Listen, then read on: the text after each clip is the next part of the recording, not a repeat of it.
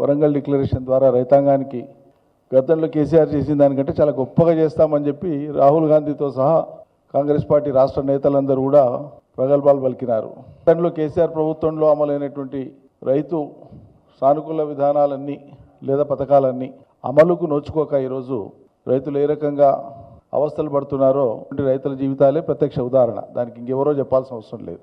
ఎక్కడ కూడా దేశంలో కానీ మరో చోట కానీ ఎక్కడ కూడా రైతుల కోసమే ప్రభుత్వం ప్రీమియం చెల్లించి ఒక బీమా పథకాన్ని రైతు బీమా పథకాన్ని ప్రవేశపెట్టిన దాఖలాలు గత అనుభవంలో ఎక్కడా లేవు. రైతు బీమా అనేటువంటిది అత్యద్భుతమైనటువంటి పథకం అని చెప్పి వరల్డ్ ప్రెస్టీజియస్ ఆర్గనైజేషన్ పేర్కొన్న 2 అత్యద్భుతమైనటువంటి పథకాలు రైతాంగానికి మేలు చేసినాయి భూగోళంలో. వాళ్ళు వాడిన పదం ఒకటి రైతు బంధు, ఒకటి రైతు బీమా అని చెప్పినారు.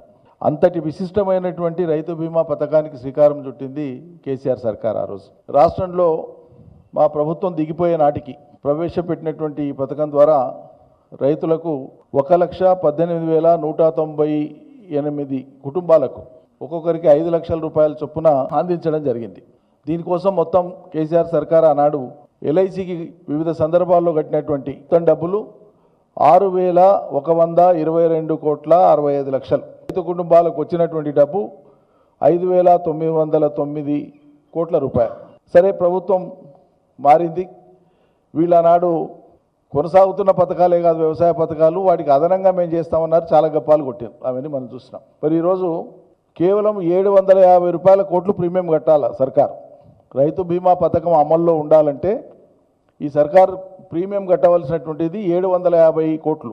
ఈ 750 కోట్ల రూపాయలు ఈ సర్కారు ప్రీమియం కట్టని కారణంగా, ఆ కిస్తు కట్టని కారణంగా దాదాపు 7,000 పైచిలకు మంది రైతులు ఎవరైతే ఇటీవలి కాలంలో చనిపోయినటువంటి వాళ్ళు ఉన్నారో మొత్తము వాళ్ళ క్లెయిమ్స్, ఆ బిల్స్, ఆ ఫైళ్ళన్నీ పెండింగ్లో ఉన్నాయి. ఇప్పుడు ఇట్లా ఉండగా రైతుల ఆత్మహత్యలు 440 దాటింది, 440.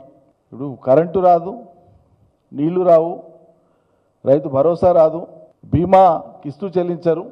మరి ఏమి ఇస్తున్నట్లు? పంట రుణాలకు 3 లక్షల వరకు వడ్డీ లేని రుణం చెప్తిరి, 24 గంటల కరెంట్ చెప్తిరి లేదు, వ్యవసాయ యాంత్రీకరణ మొదలే పెట్టలేదు, వ్యవసాయ అనుబంధ రంగాలలో ఖాళీగా ఉన్న పోస్టులు భర్తీ లేదు, అసైన్డ్ పోడు భూములకు పటా భూములతో సమానంగా పరిహారం అని చెప్తిరి లేదు. ప్రభుత్వ భూములను కుదవబెట్టి తెచ్చినటువంటి డబ్బు 10,000 కోట్లు. ఏమని తెచ్చిండ్రు? రైతు బంధు కోసం కావాలి, రైతు భరోసా కోసం డబ్బులు కావాలి కాబట్టి తెస్తున్నామని చెప్పినారు. మరి ఇవాళకి మీరు ఇచ్చింది ఎంత? 3 ఎకరాల లోపే. కాబట్టి మరి 10,000 కోట్ల రూపాయలు భూములను విరుగుపెట్టి తెచ్చినటువంటి డబ్బులు రైతు బీమాకి, రైతు బంధుకి వేయకుండా, రైతు బీమాకు కనీసం కిస్తీ కూడా కట్టకుండా 10,000 కోట్లు తెచ్చినప్పుడు మరి 750 కోట్లు మాత్రమే రైతు బీమాకు ప్రీమియం కట్టడానికి సర్కారుకి ఎందుకు మనసు వస్తలేదు? మీది రైతుల సానుకూల ప్రభుత్వమా? దిక్కు రైతుల మరణాలు జరుగుతున్నాయి, పట్టించుకోరు. ఇట్లుండగా రైతులు కన్నవస్థలు పడి వాళ్ళు పంటలు పెట్టుకుంటారంటే పంటలు ఎండిపోయినాయి కానీ గొర్రెలు మేపుతున్నారండి. పశువులకు మేతగా వానకాలం ఒరెండే, కరెంటు లేక పంటలు ఎండుతున్నాయి. ఎండిన పంటలు పశువుల పాలు, పశువులకు మేతగా వరి, ఎండుతున్న పంటలు ధర్నాలు, రాస్తారోకోలు చేస్తున్న రైతులు, కరెంటు సబ్స్టేషన్ల ముట్టడి, రైతుల ఆత్మహత్యలు 440. ఇప్పుడు లేటెస్ట్ యాసంగి సగం అయిపోయినాక, రైతులు వేసుకున్నాక, ఈ స్థితి వచ్చినాక ఇప్పుడు ఆ రైతు కమిషన్ చైర్మన్ పెద్ద మనిషి కోదండ రెడ్డి గారితో చెప్పించినారు, రైతులు వేసుకోకండి, పంటలు వేసుకోకండి, నీళ్లు లేవని చెప్పి.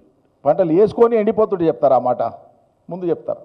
ఇది ఇట్లా ఉంటే చీఫ్ సెక్రటరీ గారితోనే మళ్ళీ లేటెస్ట్గా చెప్పించిందండి. ఇదేం విచిత్రమో నాకు అర్థం కాదు. నీటిపారుదల శాఖ మంత్రి చెప్పాడు, ముఖ్యమంత్రి చెప్పాడు, చీఫ్ సెక్రటరీ గారితో చెప్పించినారు శాంతికుమారి మేడంతో. ఏమని? నీళ్ళకేమి ఇబ్బంది లేదు, పంటలకేమి ఇబ్బంది లేదని చెప్పింది ఆమె. ఎవరిని? నీటికి పంటలకు ఇబ్బంది లేకపోతే మరి రైతులు ఏటికి పొలాలు మేపుతున్నారండి? ఆఖరికి రాష్ట్ర ప్రభుత్వ ప్రధాన కార్యదర్శితో కూడా అబద్ధాలు చెప్పిస్తుందా ప్రభుత్వం? మీరు దినం మాట్లాడాక ఇక అధికారులను కూడా దాంట్లోకి లాగుతారా?